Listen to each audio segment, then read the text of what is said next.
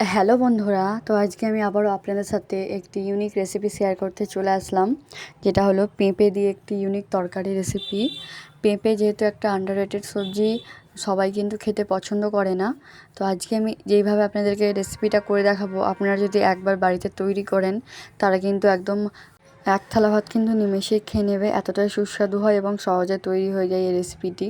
তো রেসিপিটি কিন্তু একটুও স্কিপ করবেন না, নাহলে কিন্তু আপনারা অনেক কিছু মিস করে যাবেন। আর ভিডিও শেষে কিন্তু আপনাদের জন্য একটা টিপস বলা আছে, যেটা ছাড়া কিন্তু এই রেসিপিটা অসম্পূর্ণ। তার জন্য কিন্তু পুরো ভিডিওটা দেখতে হবে। তো চলুন ভিডিওটা শুরু করা যাক। ভিডিওটা ভালো লাগলে কিন্তু অবশ্যই লাইক করে পাশে থাকবেন এবং চ্যানেলটা সাবস্ক্রাইব করতে ভুলবেন না। এর মতো আপনারা যদি একবার খান, তো আপনাদের এর স্বাদ সারা জীবনই মুখে লেগে থাকবে। তো পুরো রেসিপিটা দেখার জন্য ভিডিওটা স্কিপ না করে দেখতে থাকুন। আর এই ভিডিওতে কিন্তু আমি আপনাদের সাথে এই রেসিপিটা সম্বন্ধে অনেক কিছু টিপসও শেয়ার করেছি। তো পুরো ভিডিওটা দেখতে থাকুন। তো দেখুন, আমি এখানে একটা কড়াইতে তেল গরম করে নিয়েছিলাম। তারপর এখানে একটা পেঁয়াজকে খুব বারিক পিসে ছোটো ছোটো করে কুচিয়ে আমি এর মধ্যে দিয়ে পেঁয়াজটাকে আমাদেরকে লাল করে নিতে হবে, হালকা ব্রাউন করে নিলেই হয়ে যাবে।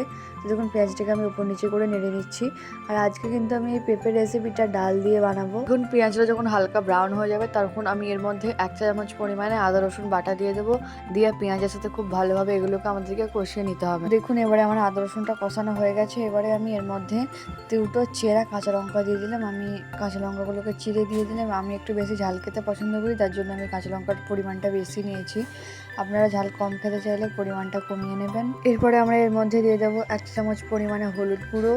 তারপরে এখানে দিয়ে দেবো 1 চামচ পরিমাণে লবণ। আর এখানে 1/2 চা চামচ পরিমাণে মরিচের গুঁড়ো। আমি এখানে যেহেতু কাঁচা লঙ্কা ইউজ করেছি, যার জন্য মরিচটা একটু কম দিলাম। দিয়ে আবার খুব ভালোভাবে সব মশলাগুলোকে আমাদেরকে কষিয়ে নিতে হবে ওপর নিচে করে। আর এই টাইমে গ্যাসের ফ্লেমটা কিন্তু আমি মিডিয়ামে রেখেছি। এর মধ্যে আমি এবারে গাজর কুচিটা দিয়ে দিলাম। গাজরটা কিন্তু অপশনাল, আপনাদের কাছে থাকলে আপনারা ইউজ করবেন, না থাকলে ইউজ করা দরকার নেই। গাজর ছাড়াও কিন্তু এটা খেতে খুবই সুস্বাদু হয়। গাজর দিয়ে এটাতে একটু জল দিয়ে এটাকে আমাদেরকে এবারে কিছুটা সেদ্ধ হতে দিতে হবে। যেহেতু গাজর একটু শক্ত, তো গাজরটাকে সেদ্ধ হওয়ার টাইম দিতে হবে।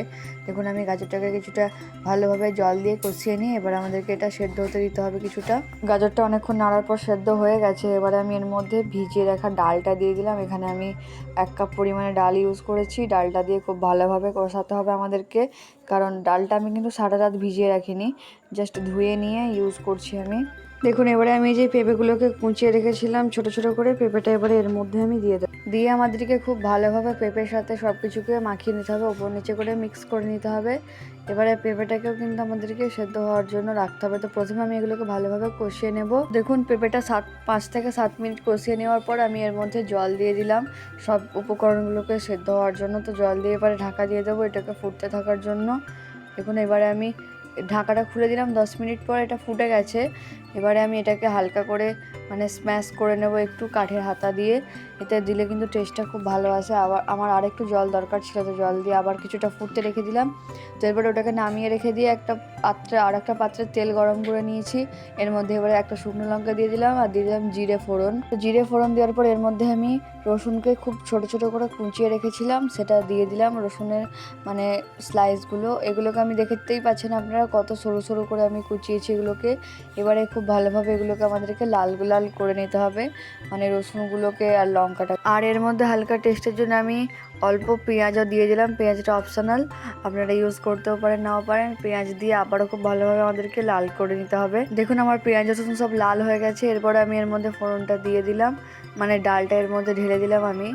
এই কাজটা কিন্তু আপনারা খুব সাবধানের সাথেই করবেন। আর এই ফোড়নটা দিলে দেখবেন আপনাদের ডালটা এতটা অসম্ভব সুন্দর স্বাদ হবে, আপনারা খেলেই বুঝতে পারবেন। তো আমি আপনাদেরকে অবশ্যই বলবো যে এই রেসিপিটা একবার বাড়িতে বানিয়ে ট্রাই করবেন। আর শেষে দেখুন, আমার ভাজি দেওয়ার পর এর মধ্যে আমি এবারে হালকা ভাজা ধনে গুঁড়ো ছড়িয়ে দিলাম। দিয়ে এটা এবার ফুটতে থাক। আমি এবার দেখুন একটা পাত্রে এটা পরিবেশন করে নিয়েছি। এটা খেতে কিন্তু দুর্দান্ত হয়েছিল।